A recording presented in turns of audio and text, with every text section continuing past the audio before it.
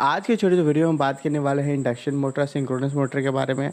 अब ये दो ऐसे मोटर है जो इंडस्ट्रियल पॉइंट ऑफ व्यू से काफ़ी ज़्यादा इंपॉर्टेंट है। 80 to 90% ऑफ जो मोटर आप यूज़ कर रहे होते हैं इंडस्ट्री में, या तो वो इंडक्शन मोटर होता है या तो वो सिंक्रोनस मोटर होता है। अब इसे इतना ज़्यादा क्यों यूज़ में लिया जाता है, कहाँ कहाँ यूज़ में लिया जाता है, ये किस तरीके से काम करता है, इनके बीच में क्या अंतर है, और भी काफ़ी सारी बातें जो है इस छोटे से वीडियो में जो है हम समझने की कोशिश करेंगे। तो अगर आपको ये सारी बातें जानना है तो इस वीडियो को देखते रहिए। आपको कुछ नया तो क्या, बहुत कुछ सीखने मिलने वाला है।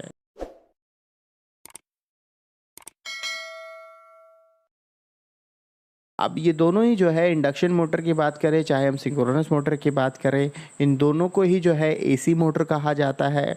वो इसलिए कि इसे चलने के लिए जो है अल्टरनेटिंग करंट आपको देना पड़ेगा। डायरेक्ट करंट से जो है यानी कि डीसी से जो है आप इसको नहीं चला सकते हैं, यानी कि बैटरी से जो है डायरेक्टली इस मोटर को कनेक्ट करके नहीं चलाया जा सकता है।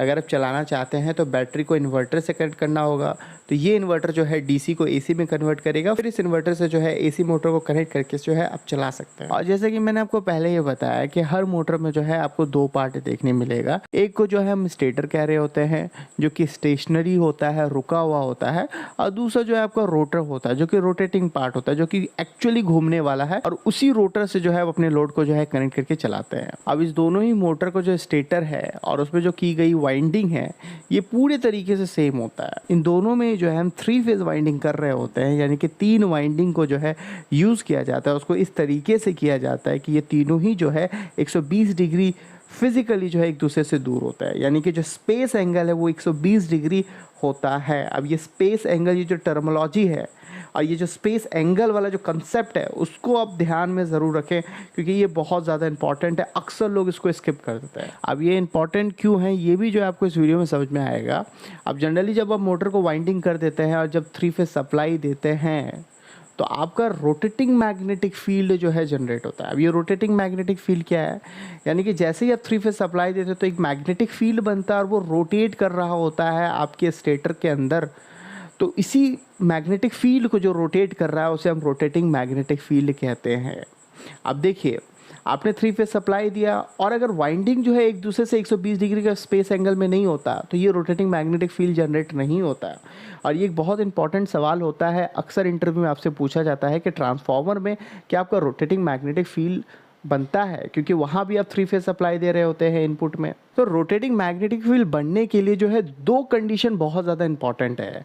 सबसे पहला कि आप 3 फेज सप्लाई दे रहे हो। 3 फेज सप्लाई देने का मतलब क्या होता है कि तीनों ही फेज में जो वोल्टेज और करंट होता है वो एक दूसरे से जो है 120 डिग्री फेज एंगल में होता है। देखिए, फेज एंगल की बात कर रहे हैं। और दूसरा कंडीशन ये है कि जो वाइंडिंग आपने कर रखा है मोटर के अंदर, वो भी फिजिकली एक दूसरे से जो है 120 डिग्री जो है एक दूसरे से दूर होना चाहिए, यानी कि जो स्पेस एंगल है वो भी 120 डिग्री होना चाहिए। यानी कि जब ये 2 कंडीशन आपका सेटिस्फाई होगा तभी आपका रोटेटिंग मैग्नेटिक फील्ड जो है जनरेट होगा। ट्रांसफार्मर के केस में जो है आप 3 फेज सप्लाई तो दे रहे होते हैं, फेज एंगल तो आपको 120 डिग्री होता है, पर स्पेस एंगल वहां पे 0 होता है, और इसी वजह से जो है 3 फेज ट्रांसफार्मर में आपको रोटेटिंग मैग्नेटिक फील्ड नहीं देखने मिलता है। पर मोटर में जो है आपको ये रोटेटिंग मैग्नेटिक फील्ड देखने मिलता है। और ये रोटेटिंग मैग्नेटिक फील्ड जो है ये सिंक्रोनस स्पीड में रोटेट करता है, जिसका फॉर्मूला आपने कई बार सुना होगा, NS=120F/P, जो फ्रीक्वेंसी और नंबर ऑफ पोल के ऊपर डिपेंड कर रहा होता है। तो स्टेटर का तो कहानी समझ में आया कि दोनों का जो स्टेटर है उसमें जो वाइंडिंग है, जो सप्लाई दे रहा है, सब कुछ सेम तरीके से है। अब रोटर में यहाँ पे डिफरेंस आता है। अब सिंक्रोनस मोटर का जो रोटर है वो आपका सिंक्रोनस स्पीड में रोटेट कर रहा होता है, यानी कि जिस स्पीड में आपका रोटेटिंग मैग्नेटिक फील्ड रोटेट कर रहा होता है उसी स्पीड में जो है आपका रोटर जो है रोटेट कर रहा होता है। और इसी वजह से इसका नाम जो हमने सिंक्रोनस मोटर रखा है, क्योंकि ये सिंक्रोनस स्पीड में रोटेट करता है। दूसरी तरफ अगर इंडक्शन मोटर की बात करें तो उसका जो स्पीड है वो रोटेटिंग मैग्नेटिक फील्ड के स्पीड से कम होता है, हमेशा कम होता है, यानी कि सिंक्रोनस स्पीड से कम स्पीड में वो रोटेट कर रहा होता है। सिंक्रोनस मोटर को जो है हम लोग डबली एक्साइटेड मशीन कहते हैं, क्योंकि इसके स्टेटर वाइंडिंग को तो हम सप्लाई दे ही रहे होते हैं, जिससे रोटेटिंग मैग्नेटिक फील्ड क्रिएट होता है। साथ ही साथ जो रोटर में जो वाइंडिंग की जाती है उसके अंदर भी जो है हम डीसी एक्साइटेशन देते हैं, यानी कि डीसी करंट फ्लो करवाते हैं। यानी कि स्टेटर वाइंडिंग को भी सप्लाई दिया, रोटर वाइंडिंग को भी सप्लाई दिया, दो सप्लाई दिया, इसलिए डबली एक्साइटेड मशीन कहा। दूसरी तरफ अगर हम इंडक्शन मोटर की बात करें तो वहाँ पे सिर्फ और सिर्फ स्टेटर वाइंडिंग को आप सप्लाई दे रहे होते हैं, 3 फेज सप्लाई देते हैं, जहाँ से रोटेटिंग मैग्नेटिक फील्ड क्रिएट होता है। बट अब रोटर में किसी भी प्रकार का आप सप्लाई बाहर से नहीं देते हैं। वहाँ पे रोटर में जो है जो करंट फ्लो होता है वो इंड्यूस होता है इंडक्शन की वजह से। इसी वजह से जो हम इसे इंडक्शन मोटर कह रहे होते हैं। अब चूंकि सिंक्रोनस मोटर आपका डबली एक्साइटेड मशीन है, उसके रोटर में भी जो है बाहर से सप्लाई दे रहा है, तो रोटेटिंग पार्ट में बाहर से सप्लाई देने का मतलब ये है कि आप डायरेक्टली उसमें वायर कनेक्ट नहीं कर सकते हैं, क्योंकि आपका रोटर घूमेगा तो आपका वायर टूट जाएगा, तो आपको जो है स्लिप रिंग और कार्बन ब्रश का अरेंजमेंट वहाँ पे यूज़ करना होगा। तो जहाँ पे कार्बन ब्रश और स्लिप रिंग का कंसेप्ट आया तो उसका जो इफिशिएंसी और लाइफ है वो घट जाता है और उसका मेंटेनेंस जो है बढ़ जाता है। और दूसरी तरफ इंडक्शन मोटर में चूंकि करंट आपका इंड्यूस हो रहा है तो वहाँ पे आपको कोई भी स्लिप रिंग कार्बन ब्रश का ज़रूरत नहीं है, तो वो उसे मेंटेनेंस फ्री मोटर कहा जाता है। और इसी वजह से ये भी एक बहुत इंपॉर्टेंट कारण है इंडक्शन मोटर को बहुत ज़्यादा यूज़ करने का, क्योंकि इसका एफिशिएंसी बहुत अच्छा होता है, उसको बहुत कम मेंटेनेंस प्रोवाइड करने की ज़रूरत पड़ती है। हालांकि इसके अलावा भी एक बहुत इंपॉर्टेंट रीज़न है इसको इतना ज़्यादा यूज़ करने के पीछे कि इस इंडक्शन मोटर के स्पीड और टॉर्क को बहुत अच्छे तरीके से आप कंट्रोल कर सकते हैं VFD कंट्रोल के मदद से।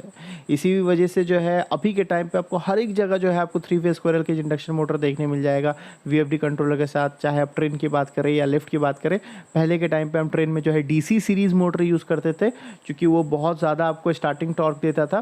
बट अभी चूंकि हम टॉर्क को भी एडजस्ट कर पा रहे हैं VFD की मदद से, स्पीड को भी कंट्रोल कर पा रहे हैं इंडक्शन मोटर की, तो हम हर जगह जो आपको इंडक्शन मोटर आपको देखने मिलता है। और अगर हम सिंक्रोनस मोटर की बात करें तो सिंक्रोनस मोटर को हम वहाँ यूज़ कर रहे होते हैं जहाँ पे हमें बहुत ही प्रिसाइज और कॉन्स्टेंट स्पीड की ज़रूरत होती है। इसको ऑटोमेशन में बहुत ज़्यादा यूज़ में लिया जाता है।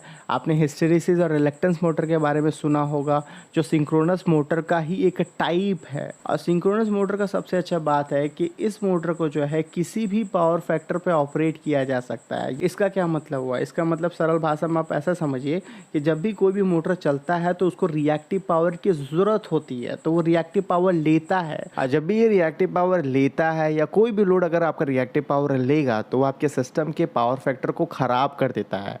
और अगर कोई लोड जो है वो रिएक्टिव पावर देगा तो वो जो है आपके सिस्टम का पावर फैक्टर अच्छा कर देता है, उसको इम्प्रूव कर देता है। तो जनरली जितने भी मोटर होते हैं वो तो इंडक्टिव इन नेचर होते हैं, इसलिए वो रिएक्टिव पावर लेते हैं। बट सिंक्रोनस मोटर कुछ कंडीशन में जब आप उसके फील्ड वाइंडिंग को ओवर एक्साइट कर देते हैं तो उस केस में जो है ये आपका रिएक्टिव पावर दे रहा होता है।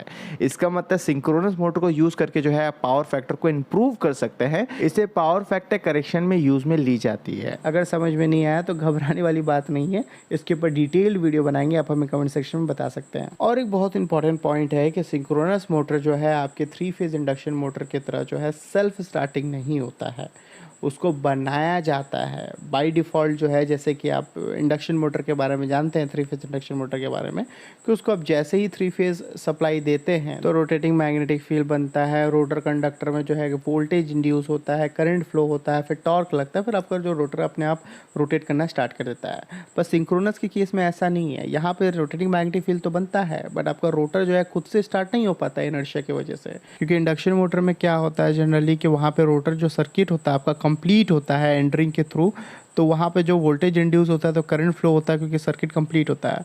बट आपके सिंक्रोनस मोटर में ऐसा नहीं होता है, वोल्टेज तो इंड्यूस होता है पर करंट फ्लो नहीं होगा क्योंकि सर्किट इनकम्प्लीट है। करंट फ्लो नहीं होगा तो आपका टॉर्क नहीं लगेगा। तो यहाँ पे हम क्या करते हैं कि एक्सटर्नली हम रोटर को जो है पहले रोटेट करवाते हैं, ये पहला तरीका होता है। दूसरा तरीका है कि हम डैम्पर वाइंडिंग यूज़ कर लें। अब आप सोच रहे होंगे ये डैम्पर वाइंडिंग क्या है, तो इसके ऊपर ऑलरेडी हमने वीडियो बना रखा है, आप इस वाले वीडियो पे क्लिक करके आप देख सकते हैं। और अगर आपको रिएक्टिव पावर की पूरी कहानी को समझना है तो आप राइट वाले वीडियो पे क्लिक करके आप देख सकते हैं, ऑलरेडी हमने काफ़ी सारी बातें कर रखी है।